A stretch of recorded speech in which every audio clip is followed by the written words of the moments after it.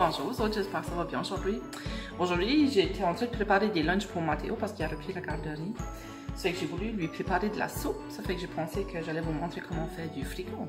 Alors, le fricot, c'est un mets traditionnel acadien, mais il y a beaucoup de gens qui aiment cette sorte de soupe. Ça fait que, allons-y.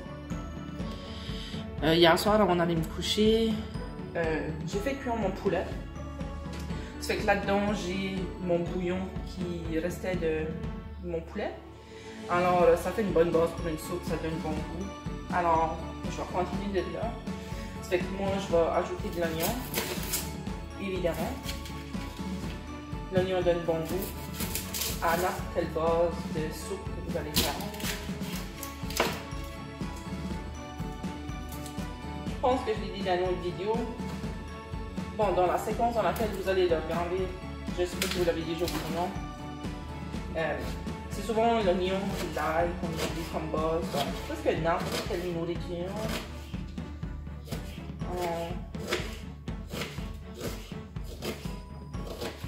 Moi je vais juste utiliser un demi-oignon, c'est quand même pour Mathéo.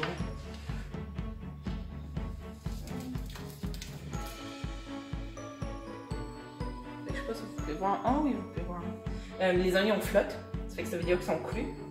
Alors dès le moment où est-ce que on les voit plus flotter, ça veut dire qu'ils sont cuits.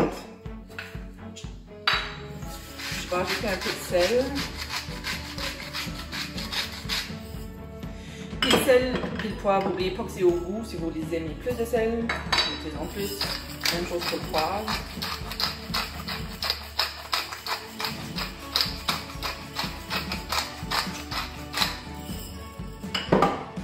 Je vais déjà ajouter.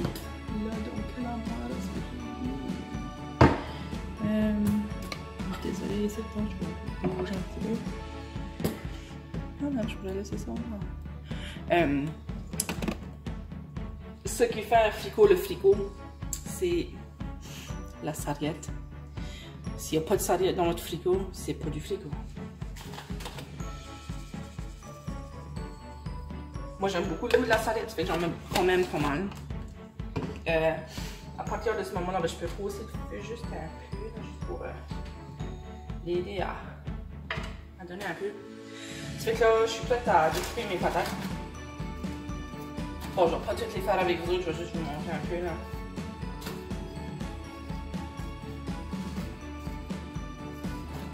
Et puis après ça, on ajouterait nos patates.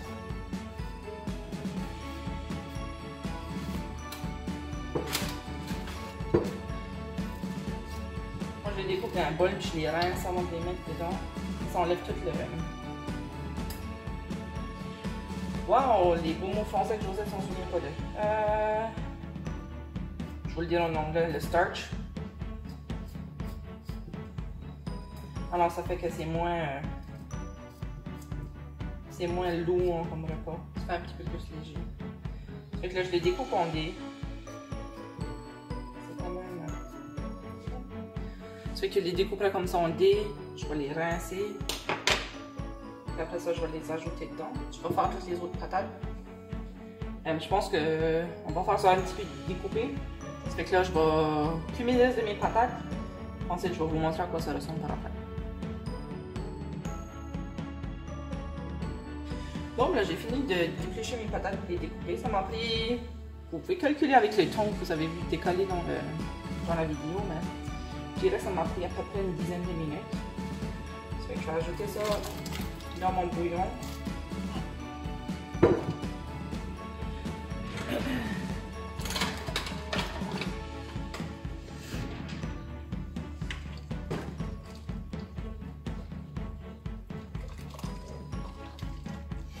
Ça fait bon.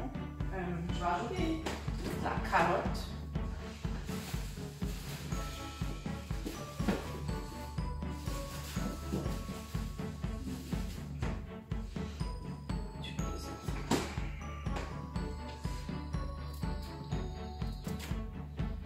Je vais l'éplucher parce que ça va donner meilleur goût.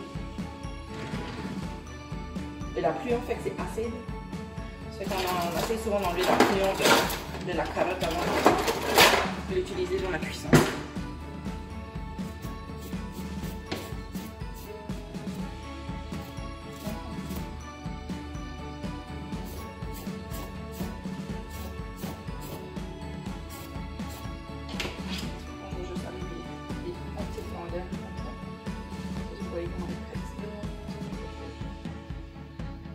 facile à cuire. Ça prend moins longtemps à cuire aussi.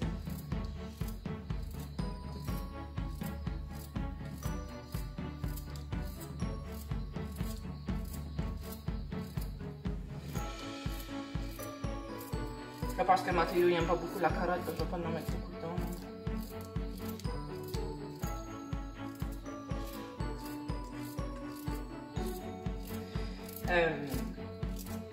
Dépendamment à qui ce que vous parlez, il y a du monde qui va vous dire mettez de la céleri dans votre frigo. Il y a d'autres mondes qui diraient il n'y a rien que de la patate qui va de là-dedans, puis il n'y a rien d'autre. Alors, c'est vraiment à votre discrétion. Là, après ça, j'ai mon poulet que j'avais fait cuire. J'avais mis dans le fridge, là, il y a un petit peu de bouillon encore. Fait que moi, je vais enlever la peau. Parce que comme vous pouvez voir, elle est très slimy.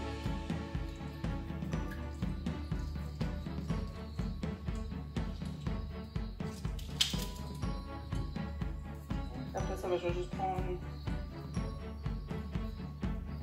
déchiqueter mon poulet.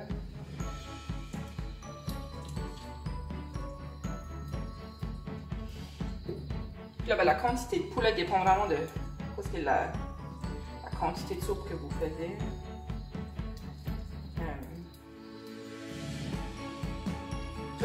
Tout est selon qu'est-ce que vous préférez. Si vous aimez beaucoup de poulet, mettez-en beaucoup. Si vous n'aimez pas beaucoup de poulet, mettez-en pas beaucoup. Même chose pour les patates et pour les carottes.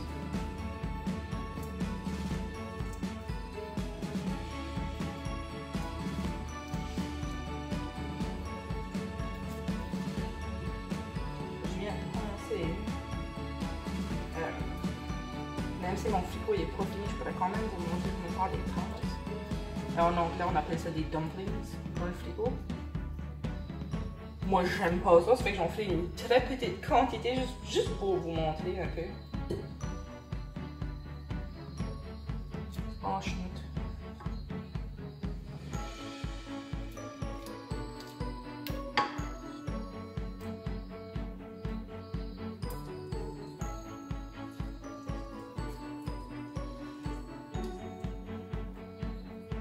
Fait que ça, c'est toutes des choses que vous pouvez préparer à l'avance au lieu de faire comme que moi je fais. C'est sûr, n'importe quelle chose que vous allez préparer, c'est toujours le temps de préparation qui prend du temps. Le temps de cuisson, l'habitude. Bon, ça dépend qu'est-ce que vous préparez. On va essayer de prendre le poulet que je vois, on va rien gaspiller.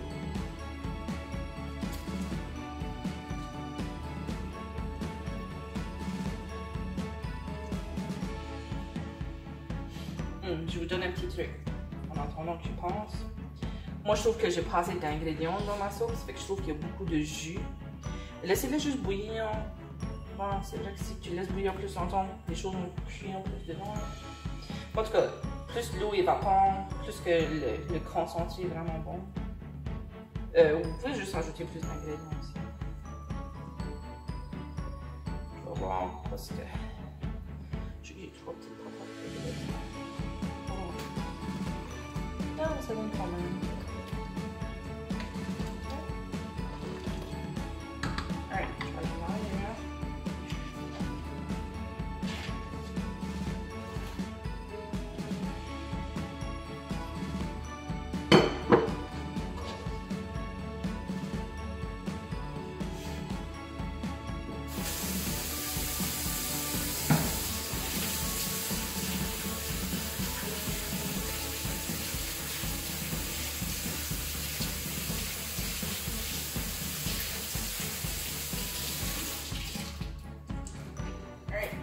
Alors, pour les pâtes, prenez un bol. Je vais juste rincer ça. Là, je vais mettre un sec, sinon c'est de la farine, ça colle. Je vais juste prendre un bol de Mathéo. Prenez un bol. Un peu de farine.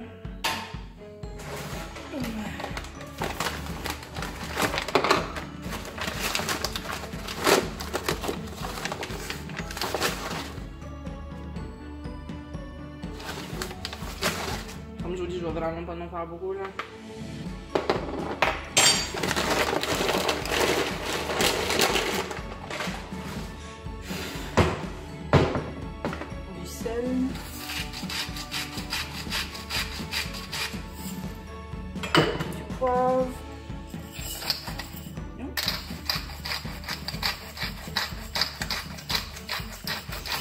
je vais mettre une graine de sarriette, juste pour dire que j'en ai mis.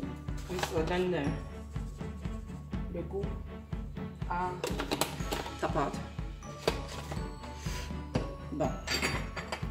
Alors, je vais tout mélanger ça avant de mettre ton eau.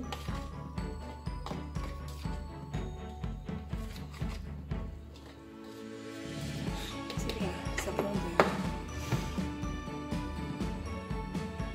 poudre à pâte. Mais la poudre à pâte qu'on met comme un peu, mais comme vraiment un peu. Parce qu'on met trop, ils vont trop gonfler. Puis après ça, ça viendra plus bon. Fait que vous voyez la quantité de farine que j'ai dans mon bol. Je mets vraiment un peu de poudre à pâte. Ok. Fait que là, tu vas le mélanger. Alors, je vais prendre juste de l'eau à côté. Oups. Mettez de l'eau froide.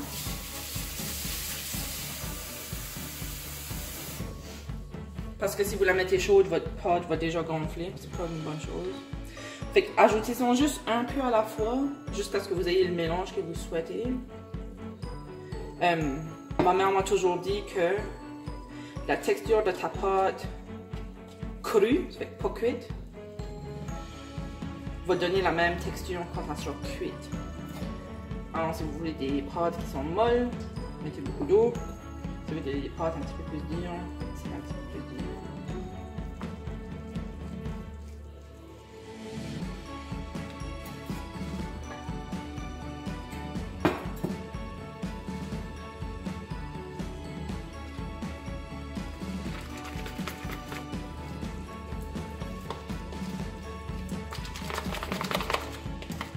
Là, j'ai trop mis d'eau.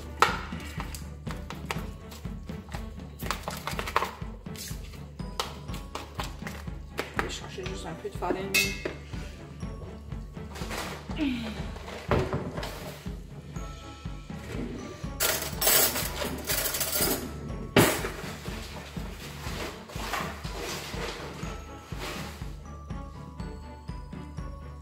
Peut-être bien que extra.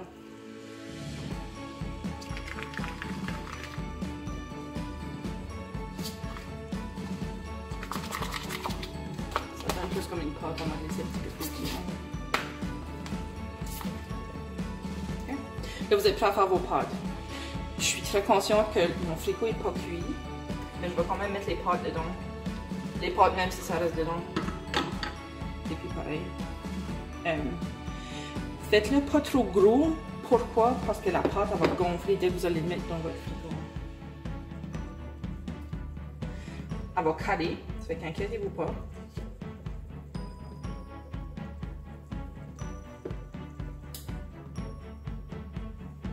Ils n'ont pas besoin d'être parfaits là.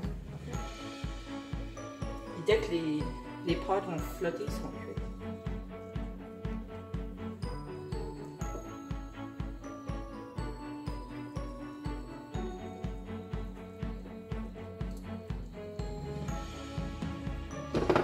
Encore les sont distingués entre les patates et les pâtes.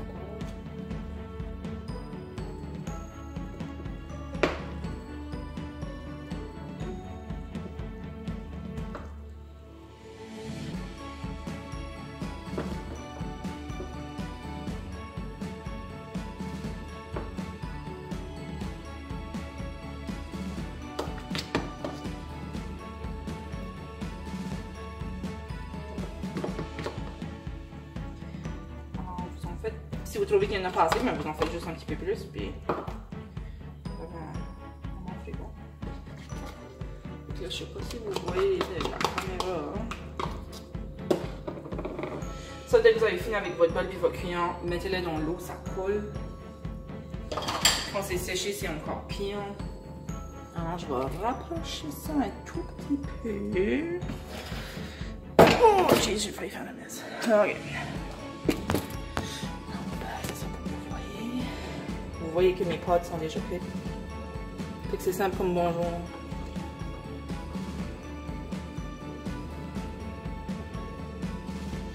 Fait que laissez ça mijoter peut-être un autre 15-20 minutes. Puis vous avez du frigo. Bon appétit, vous autres.